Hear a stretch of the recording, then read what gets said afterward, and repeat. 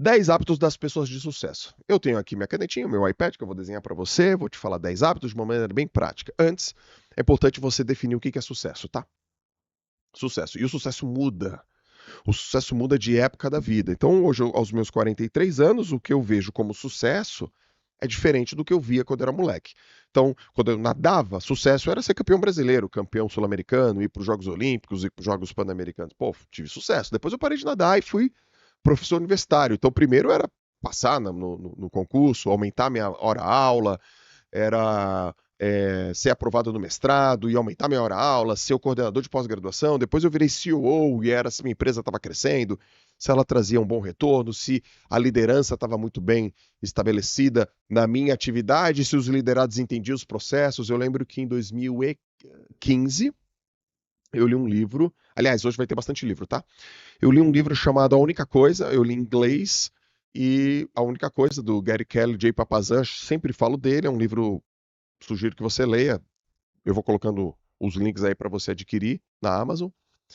Ele é um livro que ao final da leitura ele fica te perguntando o tempo todo, né? Qual a única coisa que eu tenho que fazer que todas as outras vão ficar mais fáceis ou até desnecessárias. E na época que eu li era, cara, eu tenho que automatizar processos. Os meus processos estavam apenas na minha cabeça. E foi quando eu escrevo e faço muita coisa escrita e construo vamos dizer assim, um patrimônio escrito, metodológico muito grande, que talvez de umas 3.000 páginas, sem chat GPT na época. E hoje, se você me pergunta, João, o que é sucesso para você? Então, o sucesso ele vai mudando. Tem um sucesso profissional, sucesso na família, sucesso como pai e assim por diante. Mas vamos focar aqui no sucesso prioritariamente profissional, tá? O hábito das pessoas de sucesso profissional. Primeiro, defina o que é sucesso para você hoje. Hoje. Pode ser, Joel, sucesso para mim hoje é ser reconhecido na minha carreira. Ser valorizado na minha carreira, ter reconhecimento, crescer e ganhar uma promoção. Legal. Não, sucesso para mim hoje é mais dinheiro no bolso, é aumentar minhas receitas, se eu tenho um negócio. Aí tem gente que fala, não, mas o meu sucesso hoje é montar times de alta performance. Ah, sucesso para mim hoje é montar franquias. Então defina o que é sucesso. E a partir do sucesso, que ele para você é uma coisa e para mim é outra, sucesso é subjetivo, tá, pessoal? Subjetivo tem relação com o sujeito. Objetivo tem relação com o objeto. Portanto, vencedor é diferente de ganhador. Quem ganha é quem sobe no pódio, mas vencedor tem gente que não está no pódio, mas se sente vencedora. Portanto, vencedor é um estado. E o sucesso é esse estado.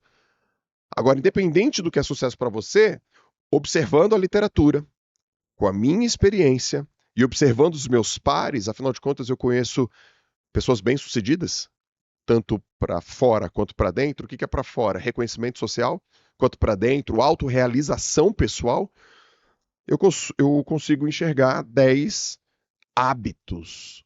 E eu vou te listar um por um, ok? Primeiro. Ah, e não é por ordem de importância, tá? Embora o último eu deixei por último de propósito, mas não é por ordem de importância. O primeiro é, as pessoas bem-sucedidas, elas priorizam tarefas. Primeiro, ela sabe o que ela tem que fazer. Tem gente que já não sabe o que tem que fazer. Então a pessoa sabe o que tem que fazer. E daquilo que ela tem que fazer, ela prioriza as coisas. Então basicamente é assim, ó. Gente, é como se você fizesse uma lista. Vou aqui pro meu iPad. Você tem aqui listas de coisas. Basicamente, as minhas coisas do meu to-do, quais são as coisas que eu tenho que fazer. Aí na minha lista eu tenho as coisas que podem, minhas interferências. E depois, interferências, ok? E depois um plano para mitigar essas interferências. Então, mais ou menos assim, você tem a tua lista 1, 2, 3, 4, 5, 6, 7. Vamos imaginar, pô, hoje eu tenho que tá lado a lado com os meus liderados. Um exemplo, liderados, e verificar resultado. Qual que é uma coisa que pode interferir em você?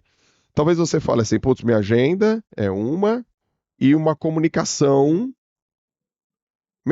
não tão clara pode me interferir também. Então, cara, então você tem que proteger tua agenda. Qual que é o plano? Proteger tua agenda e a comunicação ela tem que ser específica. Uma comunicação específica. Específica. Essa pode ser uma forma de você construir isso. Então, as tarefas que você tem que fazer. O que te interfere, ou que pode interferir essa tarefa de ser concluída, e como que você mitiga isso? Qual que é o teu plano? Gente, é simples desse jeito. E por que algumas pessoas não conseguem, João? Basicamente por dois motivos. Primeiro que elas não sabem. E aqui, pô, eu tô te mostrando uma coisa simples para você saber. A segunda coisa é que elas não se importam. E aí é um problema. Então, quando você não sabe, você erra por ponto cego. Quando você não se importa, você erra por egocentrismo. Egocentrismo. Então, o que pode me atrapalhar? E um plano para isso não acontecer. Essa é a primeira coisa, priorizar as tarefas. João, me dá um curso de gestão do tempo em 20 segundos. Gestão do tempo em 20 segundos é lista as coisas que você tem que fazer e liste as coisas que você tem que fazer primeiro. Deu 5 segundos. É sobre isso. Qualquer pessoa que faz isso tem resultado acima da média. Segunda coisa, hábito de pessoas de sucesso, aprendizado contínuo. Como que a gente aprende? Antes, anota aí, só aprende quem muda. Você mudou? Mudei. Então, aprendeu. Recentemente eu respondi uma pergunta no Instagram assim, ó. Joel, como que eu faço para resolver uma questão? Eu sei muito, porque eu estudo muito, mas eu não entro em ação.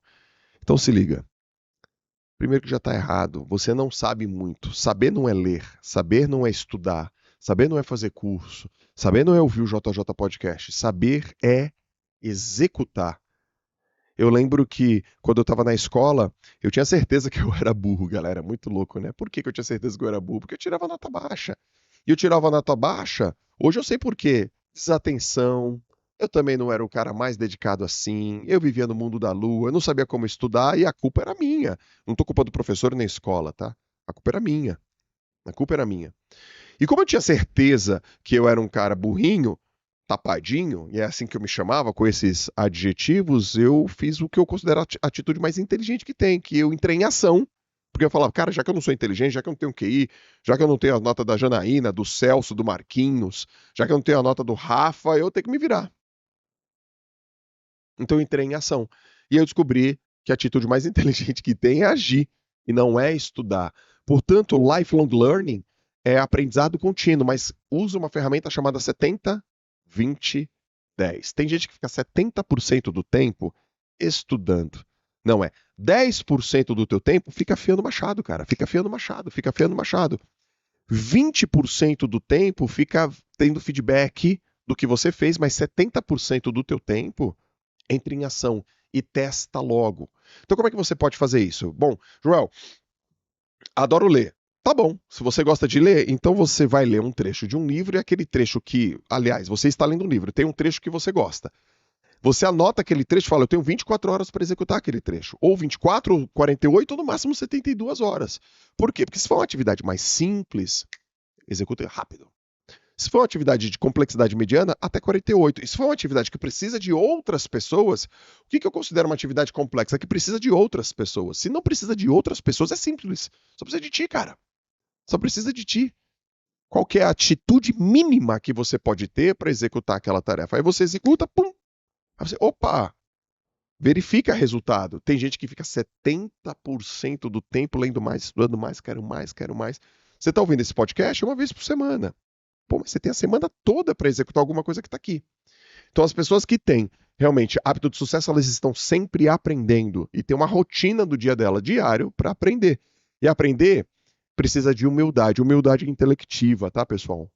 Humildade intelectiva é reconhecer que você ainda tem muita coisa para melhorar na sua vida. Muito, muito, muito, muito mesmo. Ok? Essa é a segunda. Como é que você aprende? Livros, histórias, podcasts, papos, conversas e muito, muito mesmo através da sua experiência. A experiência ensina pra caramba. Terceiro é ambiente de crescimento. As pessoas bem-sucedidas, elas se inserem no ambiente de crescimento. O que significa um ambiente de crescimento? Obviamente, é um lugar que faz você crescer, só que não é falando e fazendo as mesmas coisas que você fala e faz. São pessoas com pontos de vista diferentes do seu. É importante você estar num lugar onde você não é a pessoa mais inteligente da sala, mais esperta da sala e que tem a maior fama da sala. Porque o ambiente de crescimento, ele te ensina algo que você não sabe, mas do qual você precisa. Então vamos imaginar o seguinte aqui, ó. Joel, eu quero ser escritor. Eu falo, pô, legal. Conhece alguém que escreve? Não. Alguém da tua família já escreveu? Não. Então, se você quer ser escritor, você precisa se envolver num ambiente de escritores.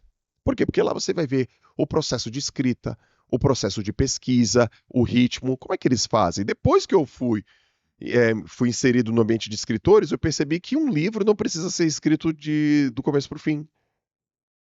É mesmo, João? É, as pessoas pegam trechos, elas fazem recortes, elas vão escrevendo, elas não começam da introdução e terminam na conclusão. A introdução é a última coisa que elas fazem. A conclusão talvez não é a mesma daquela que ela saiu na hipótese inicial. Então ela escreve. E ela tem uma rotina de escrita, ela tem uma rotina de consumir, ela tem uma rotina de pesquisar, ela tem um negócio chamado leitura crítica. O que é leitura crítica? Ela fala assim: ó, estou escrevendo sobre esse assunto, você acha bom, você acha legal, falta alguma coisa? Você está sentindo falta de um assunto? Ou seja, quando você começa a escrever, você vê que você não escreve sozinho, você tem um grupo de pessoas. Estou dando um exemplo de escrita.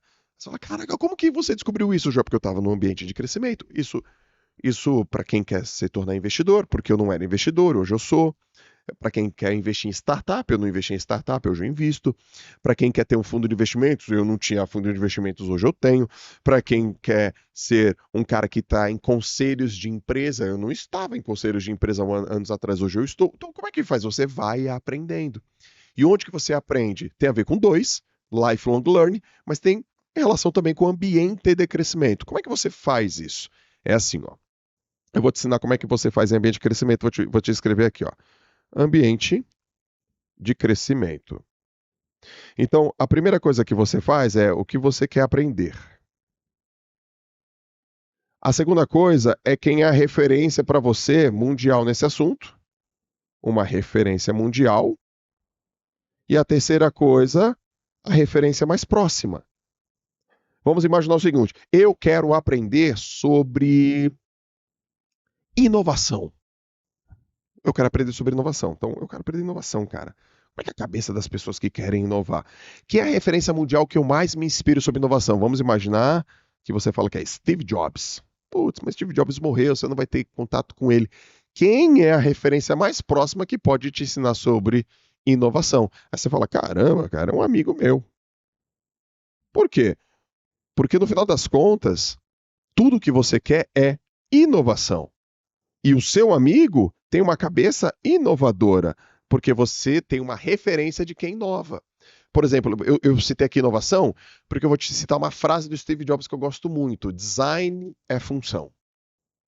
Pô, isso faz total sentido para mim. Design é função. Eu falo muito para os designers que trabalham comigo: ó, quando você estiver fazendo uma coisa sobre design, sobretudo com experience learning, ou seja, experiência de aprendizado, faz o aluno entender o que está escrito. Se você entrar no meu Instagram agora, você vai ver uma frase: fundo branco, texto preto, o texto não está itálico, não tem serifa, por quê? Porque é mais fácil de você ler. O texto tem espaçamento, por quê? Porque esse é o design, é uma função. Você está lá no Instagram, é instantâneo, ninguém abre uma conta do Instagram para ler. Você abre uma conta do Instagram para se relacionar com teus amigos, ver os teus amigos da escola e de repente aparece um texto de um JJ da vida. Então aquilo tem que chamar a tua atenção, tem que brecar você. Pô, inovação, eu estou inovando. Qual a diferença entre inovar e criar? Inovar é fazer diferente uma coisa que já existe. Criar é fazer uma coisa que não existe. Então, poxa vida, quem é a pessoa que eu posso aprender sobre inovação? Como é que ela pensa? Ela pensa mais simples, mais objetiva, mais prática? Putz, eu preciso entender isso. Isso é ambiente de crescimento. Você pode fazer isso para todas as áreas. Para inovação, para liderança, para vendas, para gestão, para comunicação, para oratória, para produtividade. Aí você fala, pô, entendi, Joel. Essa é a terceira. Quarta é humildade intelectual. Humildade é, para mim, a atitude mais inteligente que existe. Porque humildade é aquele cara que reconhece que não sabe uma coisa na vida.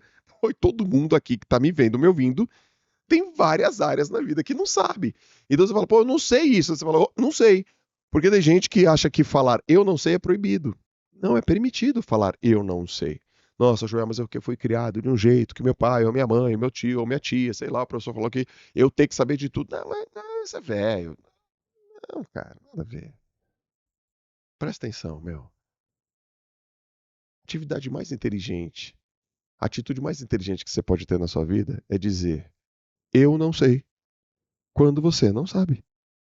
Porque você aprende mais rápido, porque você aprende mais barato e porque você elimina tudo aquilo que te fragiliza, especificamente a opinião dos outros. Então diga não sei. É inteligente falar não sei. Eu vou te dar um exemplo.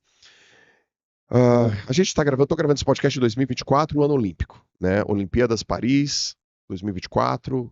Pô, maravilha, loucura total. 2021, há 3 anos, eu fiz um curso, chamei o Bernardinho, mestre, professor. Bernardinho, que foi para Jogos Olímpicos, só como treinador são 6 medalhas olímpicas, como atleta, uma medalha olímpica. Ele tem medalha olímpica de ouro, tem de prata, tem no masculino, tem no feminino. Hoje ele é o treinador novamente do time masculino de vôlei. E o cara senta na minha frente em 2021, antes da gente começar o nosso curso, que foi em Alphaville, EAP, para quem está ouvindo, ele foi lá no EAP. E aí eu pergunto, Bernardinho, mestre, ô João, tudo bem? Eu falei, caramba, né, mais de 20 anos, quase 30 anos aí no vôlei, tantos títulos mundiais, pan-americanos, sul-americanos, olímpicos,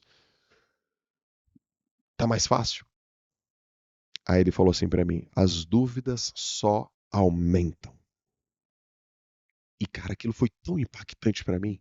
Ouvir do Bernardinho isso, as dúvidas só aumentam, o Bernardinho dele fala, cara, as dúvidas só aumentam, Joel.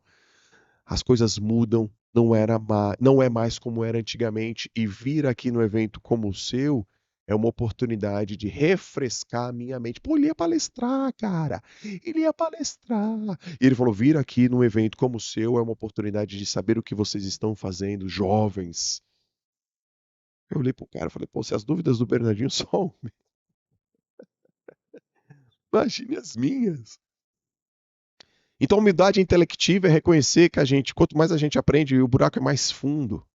E essa galera, todas elas têm humildade intelectiva, estão abertas para aprender em qualquer lugar, com qualquer pessoa, sobre qualquer circunstâncias. O modo aprendizado on, o modo aula on. Portanto, senhores, aprendam, estejam abertos a aprender a escutar o tempo inteiro. Esse é um hábito das pessoas de sucesso. O papo tá bom, eu tô indo pro quinto hábito das pessoas bem-sucedidas, mas deixa eu te dar um recado sobre um evento que eu vou fazer este sábado, das 9 da manhã até as 3 horas da tarde, 6 horas, num curso online chamado Sprint. O Sprint ele vai ter 3 áreas que eu vou discutir muito: a importância da oratória no crescimento profissional, a importância da liderança, e tanto da autoliderança quanto da liderança para os seus pares no crescimento profissional, e como que você pode usar boas práticas de inteligência artificial para você ter mais performance e mais produtividade. Eu vou dar esse treino, ele é 100% online, ele vai ser ao vivo, vai ter interação, vai ter chat, vai ter conversa, vai ter exercício, vai ter apostila e também vai ficar gravado para você. Então eu quero te convidar a estar comigo agora, dia 6 de abril, das 9 às 15, no sprint, aquela acelerada que você tem que dar na tua carreira, aquela acelerada que vai ter que te colocar de novo no prumo ou te dar distância para você ser visto, valorizado, reconhecido e nomeado como um profissional de alto destaque profissional. Porque todo mercado vai gostar de quem fala muito bem, quem lidera muito bem e que tem boas práticas de gestão de tempo e de produtividade. Quero te convidar, vai ser incrível. Cara, o preço acessível para você. Tanto o preço quanto a forma de pagamento. Aqui agora tem um QR Code na tela e tem uma descrição aqui também para você clicar e você se inscrever. Então faltam alguns dias, ainda dá tempo, e eu espero vocês. Se você já comprou, excelente, te vejo sábado. Mas se você não comprou, compre agora. Mas se você comprou, manda também para quem ainda não comprou. E se possível, se for possível para você, dê de presente o sprint para pessoas que são importantes. Se você gosta do meu trabalho, se você gosta do jeito que eu ensino, se você gosta do meu conteúdo, e se de alguma forma ele te ajudou, então faça isso por alguém. Tá bom? Eu te vejo sábado. Beijo. Bora voltar aqui, que agora a gente vai para o quinto hábito das pessoas de sucesso. Quinto hábito das pessoas de sucesso: autorresponsabilidade. Elas são responsáveis. Elas são responsáveis pelo aquilo que elas fazem, pelo aquilo que elas deixam de fazer. No mundo dos negócios, prioritariamente, que é um grupo de pessoas que estão aqui, que me escutam mais, né? Você que me escuta e me vê mais, você quer crescer na sua carreira, empreendendo ou não, tem uma máxima que é assim, toda decisão é uma decisão econômica.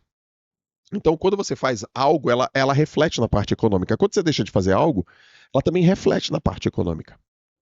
Portanto, as pessoas que são responsáveis, elas sabem do seguinte: se eu tomar uma decisão, eu até posso errar, mas se eu não decidir, eu já errei. Elas se responsabilizam pelo que elas fazem, pelo que elas não fazem. Elas não se vitimizam, elas não colocam a culpa nos outros. Aliás, a psicologia tem um nome para isso chamado locus de controle. Vou desenhar aqui para você. Locus.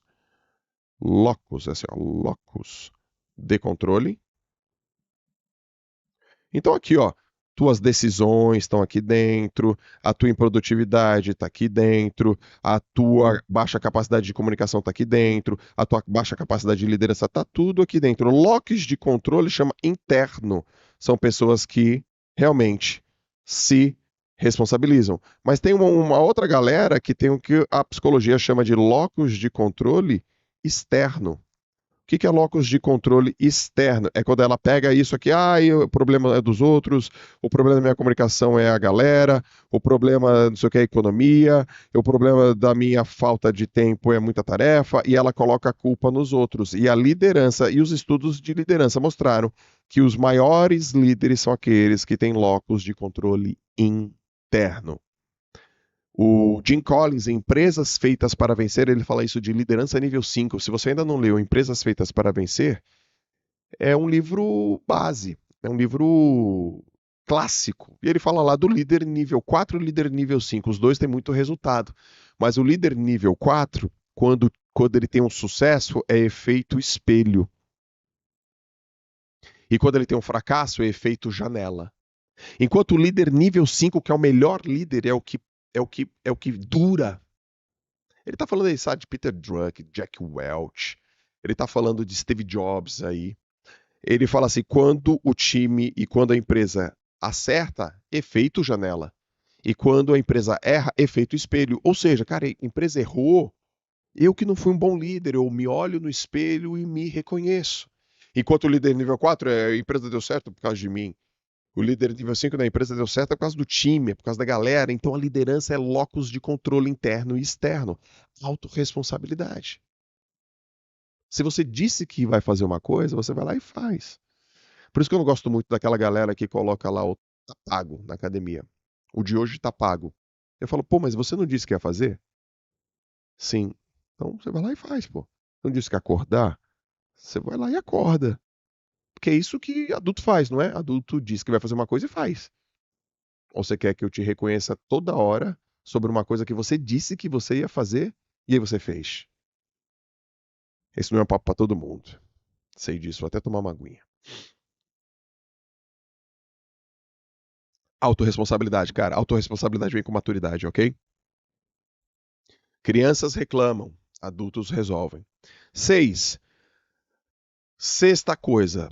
Sexto hábito das pessoas de sucesso, elas desenvolvem a liderança. Primeiro que liderança não é um cargo, liderança é uma conquista. E a gente conquista a liderança basicamente por 3 elementos: conhecimento, resultado e comportamento. Conhecimento leva tempo, resultado leva tempo, comportamento é imediato. Você consegue mudar o seu comportamento agora. O jeito que você se veste, como você fala, o horário que você chega, o jeito que você se comporta numa reunião, fora de uma reunião, quando as pessoas estão vendo, quando as pessoas não estão vendo. Esse comportamento faz com que ela te enxergue como líder. E se você é um líder de locus de controle interno que pega para você, você fala, cara, deixa eu pegar para mim. Você não vai deixar de crescer. Se liga só, ou você trabalha com vendas ou você trabalha com gente. Porque quem trabalha com vendas afeta diretamente a parte econômica. E quem trabalha com gente afeta diretamente a parte econômica. Porque ao trabalhar com gente, você trabalha com pessoas que afetam a parte econômica. E como eu disse antes, toda decisão é uma decisão econômica. Como assim, João? Cara, se você for um assistente administrativo, se você for uma pessoa da contabilidade, se você for uma pessoa que trabalha com, sei lá, com a parte jurídica, é gente. Se você, trabalha numa empresa de marketing, numa agência de marketing, é gente. Tudo que tem a ver com gente tem a ver com escala. tudo que tem a ver com escala tem a ver com impacto. Tudo que tem a ver com impacto reverbera nas finanças. Tem gente que não trabalha com gente, mas trabalha com vendas. Então ele vai direto lá e faz uma ação com o cliente. Mas a gente do outro lado também. Portanto, para a gente crescer, a gente precisa ter liderança. E liderança primeiro começa com a gente, que é uma autoliderança. Cara, você disse que vai fazer, você faz. Você promete, você tem palavra. Você não reclama. Você influencia. Um bom líder, o que ele sabe fazer? Primeiro que ele sabe mostrar a direção. Ó, é para lá que a gente está indo. E sabe te convencer dessa direção. Segunda coisa, ele sabe vender a visão. Ele sabe vender o projeto. É para lá que a gente está indo, é isso que a gente vai conquistar. E terceiro, ele fala de uma maneira muito clara e muito específica que todas as pessoas compreendem. Não falam de maneira difícil, não falam de maneira abstrata. Cara, raramente tem gerúndio. Se você é líder e que está me ouvindo, agora eu sugiro que você coloque nas suas reuniões de liderança uma máxima. Essa máxima eu peguei num livro chamado Gestão de Alta Performance, do Andrew Groove. Andrew Groove foi o grande CEO da Intel. Livrão, bacana, tô colocando aqui o vídeo para você ver esse livro. E tem uma coisa que é uma máxima, é assim, cara, na minha reunião não tem gerúndio. Não pode ter gerúndio. Imagina que você tá pedindo Uber e chega lá, o carro tá chegando. Não é assim que funciona. Imagina que você pede uma comida no iFood, ela tá chegando, ela tá indo. Não. Ela chega em 15 minutos. Ela chega em 9 minutos, ela chega em 3 minutos. Eu estou a 3 quilômetros de você, eu chego em 4 minutos. Mesma coisa nas reuniões. Eu fiz o relatório, eu te entrego ele sexta. Não, eu estou fazendo, estão verificando. Nós estamos vendo. Se alguém chega para mim numa reunião, não, é que estão vendo. Né? A turma está vendo isso para o cliente, eu já sei que não está vendo. Botou no gerúndio, não está vendo. Já falei. Quarta-feira, às 10 horas, teria a resposta. Tem uma call marcada para amanhã, 15h30. Já mandei o relatório e combinei com ele que ele tem até às 11h30 para me mandar a devolutiva. Pô, diferente esse papo.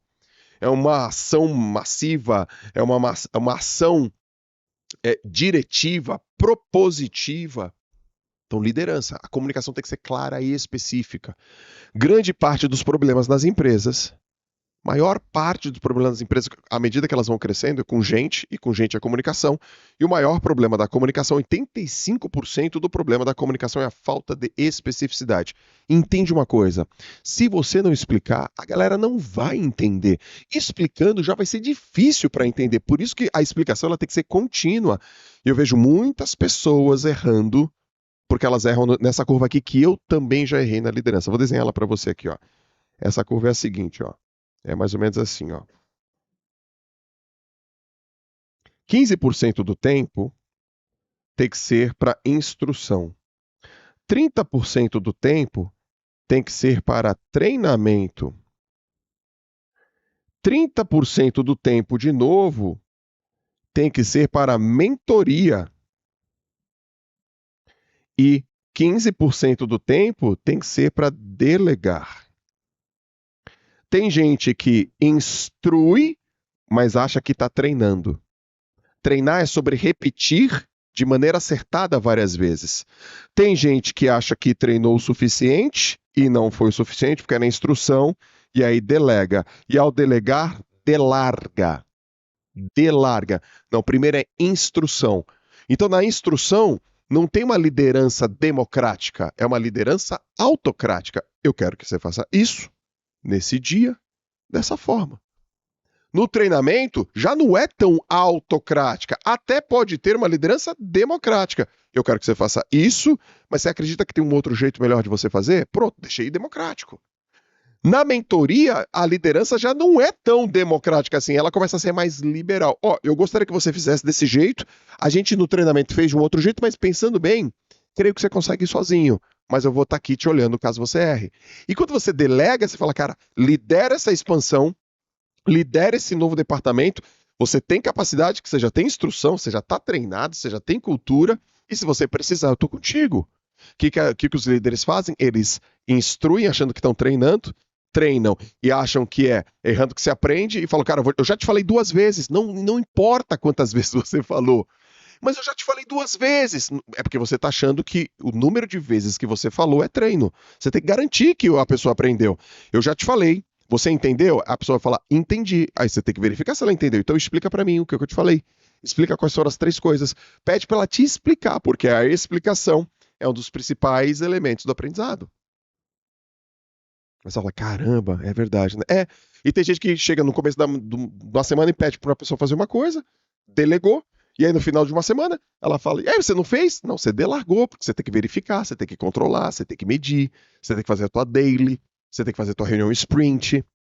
Então, putz, Joel, eu preciso melhorar minha liderança. Pois é, tem que melhorar sua liderança, e liderança é treino. Obviamente que tem gente com predisposição à liderança, mas liderança é treino, ok? 7º item. Pensamento crítico. Galera, é o seguinte, todas as pessoas bem-sucedidas pensam com a própria cabeça.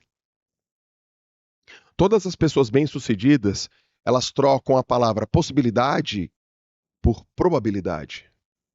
Possibilidade é se. Probabilidade é quando. Então é uma coisa mais ou menos assim, ó.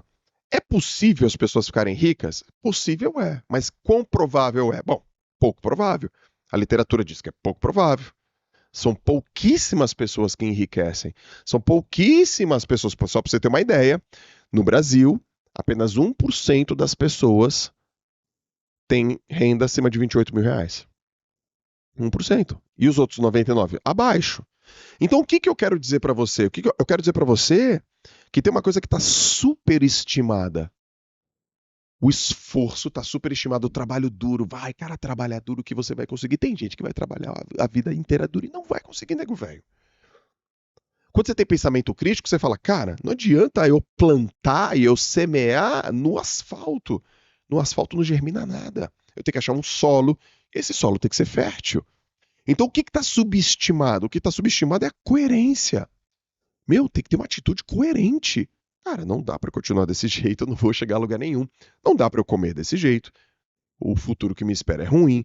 Não dá para eu continuar me comunicando desse jeito, chegando nesse horário, fazendo esforço errado. Então isso é o pensamento crítico. Pensamento crítico é você ouvir uma pessoa falando, você fala, cara, deixa eu pensar um pouco melhor. Não, mas você tem que responder rápido. Não, não tem que responder rápido, eu preciso pensar. E se você realmente pensa, aliás, o Brian Tracy, não é o Brian Tracy, não, é o Jim Rohn, ele fala assim, cara, se você fizer 20 vezes uma mesma pergunta para você, você vai achar a resposta. Porque você, cara, você tá sendo crítico naquele troço. Você tá sendo crítico naquele troço. E formular bem uma pergunta já é metade da resposta, né? Isso é Platão, né? Se você formular bem uma pergunta, é metade da resposta. Tem uma passagem muito, muito importante que, onde eu li, né? Eu já li isso em vários lugares, que é atribuída ao Einstein, que falaram assim para ele. Mas recentemente eu vi que o Abraham Lincoln fez uma coisa meio parecida. Que perguntaram pro Einstein assim, cara, se você tivesse 1 hora para resolver um problema, o que você faria? Como é que você dividiria o teu tempo? Uma pessoa que tem um pensamento não tão preciso, não tem um pensamento tão crítico, ela fala, cara, eu vou logo para a solução. O Albert Einstein fala assim, eu ficaria 50 minutos para encontrar a pergunta certa. Eu preciso encontrar a pergunta que eu quero responder, o problema que eu quero solucionar. Cara, só um cara de pensamento crítico consegue fazer esse troço.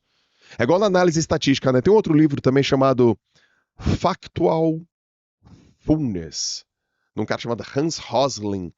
Cara que fala assim, a mania que o ser humano tem de ficar dando opiniões imprecisas. Cara, você tirou da tua cabeça esse troço.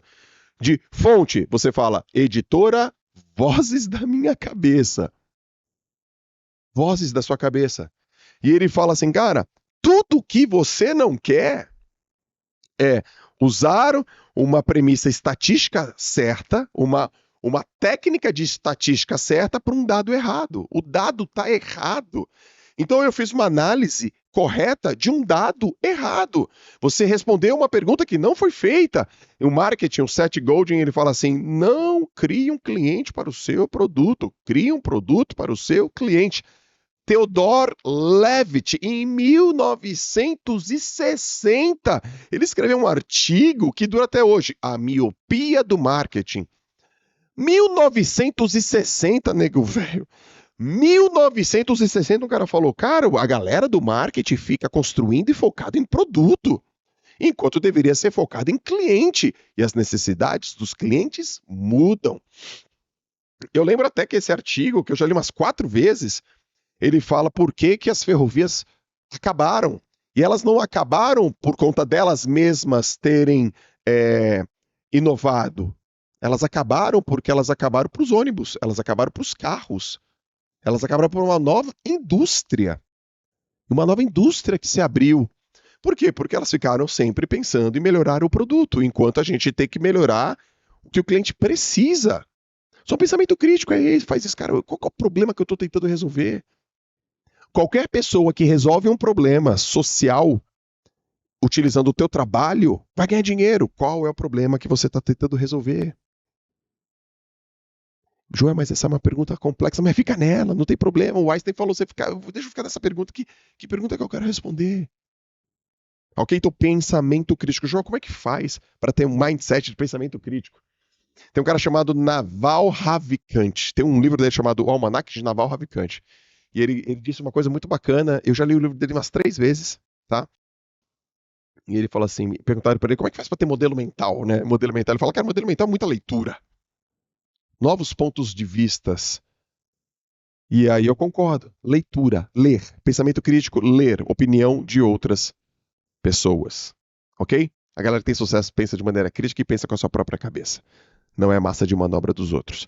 Aliás, em Mais Esperto que o Diabo, Napoleão Hill diz que a cada 100 pessoas, só 2 conseguem fazer isso. Os outras 98 são